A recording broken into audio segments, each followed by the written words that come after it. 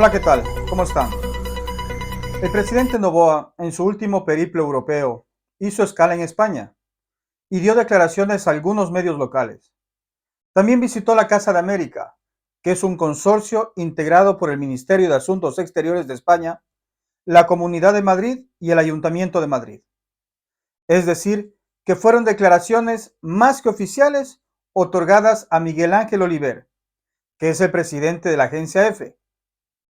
Daniel Noboa, al ser solicitado que valore sus 6 primeros meses de gobierno, manifiesta que con respecto al gobierno anterior, los homicidios bajaron en un 40%, los homicidios de personas sin antecedentes en un 70%, los femicidios en un 60%.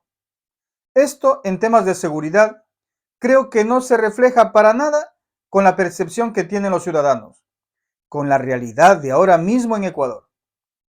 No hay fin de semana que no se cuenten por decenas las desapariciones, y en todo caso difieren mucho de las cifras de estadísticas que su misma ministra de Interior dio hace menos de 2 semanas, que nos hablaba de un decremento del 99% de la violencia en el país. Está claro que las autoridades, empezando por el mismo presidente, sueltan cifras erróneas y quizás hasta inventadas para salir del paso en sus entrevistas. En cuanto a datos económicos, se enorgullece él haber bajado el riesgo país de 2.400 a 1.100 puntos, como si el riesgo país reflejara la realidad económica que vive el ciudadano de a pie o de los mismos empresarios. Lo que el riesgo país mide es la probabilidad de incumplimiento de las obligaciones financieras de una nación, debido a factores que van más allá de los riesgos inherentes a un préstamo. Pues yo creo que la razón que el Ecuador haya disminuido ese parámetro es por su servilismo a los Estados Unidos, ya que Noboa firma cualquiera de esas famosas cartas de intención que imponen, por ejemplo, el incremento del IVA, despido masivo de funcionarios públicos o el contrato por horas. Como Noboa cumple a cabalidad estos requerimientos, entonces pues es sujeto a préstamos del FMI, que además no es dinero líquido para ser invertido, sino para pagar la misma deuda que tenemos de préstamos anteriores. De esta manera, el riesgo para pagar esa deuda se minimiza y baja el riesgo país, pero no gotean siquiera dólares para servicios básicos, como es la salud, la educación, peor para la infraestructura. Yo en vídeos anteriores me he referido sobre este tema y dije, y lo repito, hay vida, sí, hay vida fuera del FMI. Hagamos lo que ya pasó entre el año 2007 al 2017. Se canceló lo que se debía y busquemos financiamiento de otras fuentes, que a lo mejor el interés es algo más alto, pero no tenemos que otorgar soberanía como se hace desde el gobierno de Lenín Moreno hasta la fecha. Y hablando de temas laborales, ¿cómo es posible que Noboa mienta y sin sonrojarse siquiera? Dice que se han creado 105,000 puestos de trabajo a jóvenes.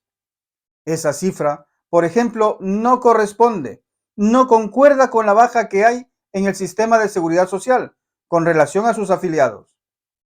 Hay menos justamente porque se pierden puestos laborales.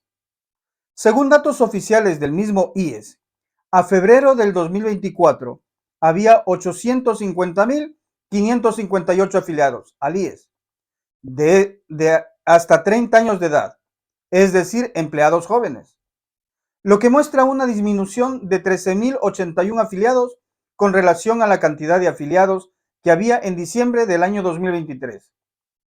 Esto según el visor de afiliados activos del portal web del IES. ¿Por qué se miente? Se afirma que se han aprobado 5 leyes económicas urgentes con mayoría absoluta. Y eso es verdad. Pero ¿de qué ha servido si una de ellas, que es la ley No Más Apagones, y miren cuánto dinero se pierde en el Ecuador por los benditos apagones? Por favor, presidente, si no va a decir la verdad, no acepte entrevistas y manténgase mejor calladito. Noboa también dijo que en los próximos 6 meses de su gobierno se verá la segunda etapa y los préstamos y disciplina fiscal que han mantenido darán sus frutos y se verán reflejados en inversión, salud, educación, etcétera. Le tomo la palabra, presidente, pero de verdad lo dudo mucho, ya que su ministra de Gobierno, la señora Palencia, combina, por ejemplo, empresas privadas para que donen equipos o insumos para la policía, a cambio de compensaciones tributarias. Y mi pregunta es, ¿acaso el incremento de los 3 puntos al IVA no era para equipar a la policía?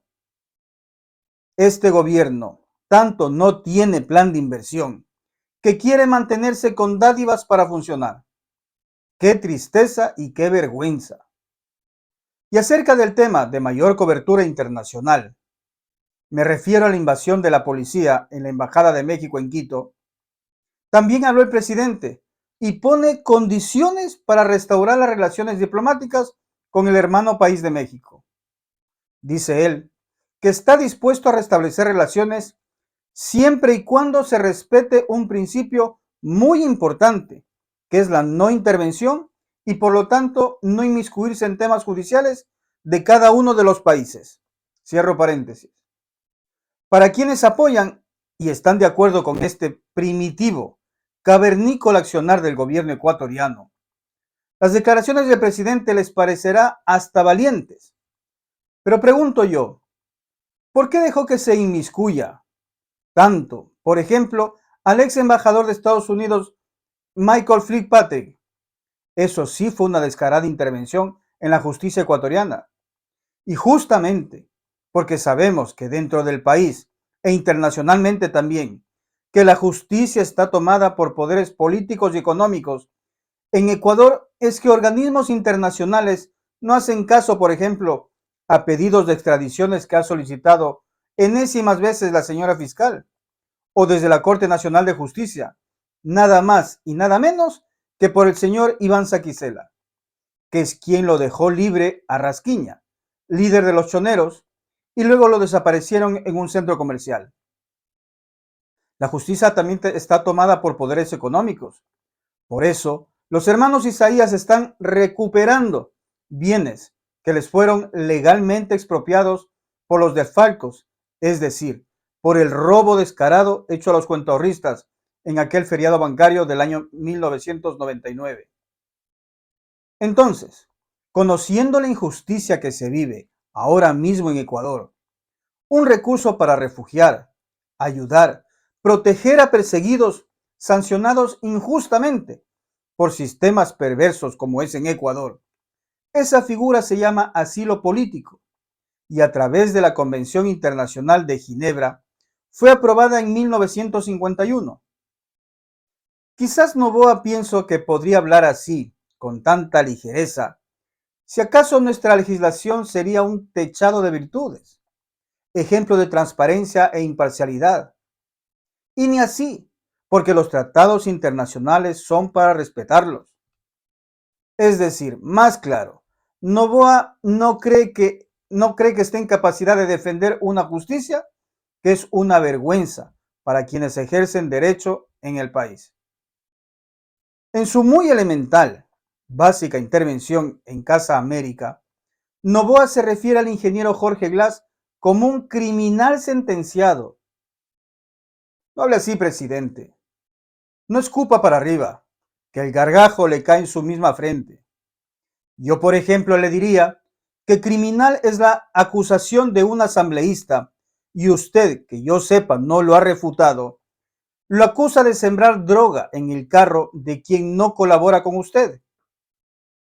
Criminal es coser a denuncias a la madre de su hija. Criminal el hacerse el cojudo y no pagar más de 88 millones de dólares que las empresas de usted y su señor padre le deben al SRI y luego andan pidiendo caridad para la policía. Criminal es haber talado 21 árboles de algarrobo, por pretender cumplirle el caprichito a su señora esposa para construir en zonas protegidas en Olón. Criminal e infame es hacer lo que usted a su vicepresidenta y a su hijo. Por favor, presidente, Piense antes de hablar. Inténtelo. No es difícil. Y ya para ir terminando, le recuerdo que cuando era vicepresidente, aquel que injustamente paga cárcel en La Roca, en vez de apagones, exportábamos energía. Esa es su amargura y por eso tanta hazaña en sus declaraciones. Y respecto a México, siempre tendremos la apertura de arreglar nuestras diferencias con México. En la parte diplomática estamos abiertos a restablecer relaciones, siempre y cuando se respete un principio muy importante, que es la no intervención y que es no inmiscuirse en temas judiciales de cada uno de los países. Sin embargo, la entrada en la Embajada de México fue considerada, como usted sabe, una violación de varios convenios internacionales de relaciones diplomáticas y asilo diplomático. Imagino que eso es un peso importante sobre su decisión. Igual que la intervención en tratar de tener de huésped a una persona que estaba cumpliendo no una, dos condenas de gobiernos pasados, no del mío, y era en ese momento un prófugo de la justicia. Nosotros respetamos los diferentes poderes del Estado y el Poder Judicial tiene su independencia. Si él es condenado, si él es sentenciado, nosotros tenemos que acatar eso en un sistema democrático y un sistema que respeta el derecho internacional. ¿Espera poder restañar, resolver las diferencias con México antes de la celebración de la cumbre? Espero que sí, solo puedo... ¿Cómo lo hará, presidente? Solo puedo esperar, solo puedo tener la buena voluntad, pero lamentablemente hasta el día de hoy la única condición ha sido que nosotros devolvamos a un criminal sentenciado que está en una cárcel de máxima seguridad, lo subamos en un avión y lo mandemos a México. Eso no podemos hacer, lamentablemente. Pero las relaciones diplomáticas mundiales establecen ciertas reglas de juego y saber que traspasar determinadas líneas tiene implicaciones no solo bilaterales, sino también internacionales. Exacto. Estamos 100% de acuerdo en eso. También la misma Convención de Viena habla de que no debería de haber intervención en asuntos judiciales. Le doy un ejemplo. El sentenciado por corrupción, por hacerle daño a muchos ecuatorianos, estaba cumpliendo una sentencia con medidas sustitutivas. Él estaba en la cárcel, de la cárcel lo mandan a arresto domiciliario para presentarse una vez a la semana. Es como si es que alguien estuviese en la cárcel, se escapa de la cárcel y entra corriendo a una embajada. Básicamente eso. Dejaríamos un pésimo precedente si es que cedemos ante eso el día de mañana. Otra nación puede decir, mira, se te escaparon 100 personas de la cárcel y se metieron a nuestra embajada, súbelos en un avión, llévalos a otro país. No podemos hacer eso y nos vamos a defender en instancias internacionales también. El tema de México creo que va a ser un punto histórico en cómo no se puede usar embajadas para solapar cualquier tipo de criminalidad internacional. Muchas gracias a todos por prestarme su atención. Mañana ya es lunes. Que tengamos buena semana. Continuamos mañana.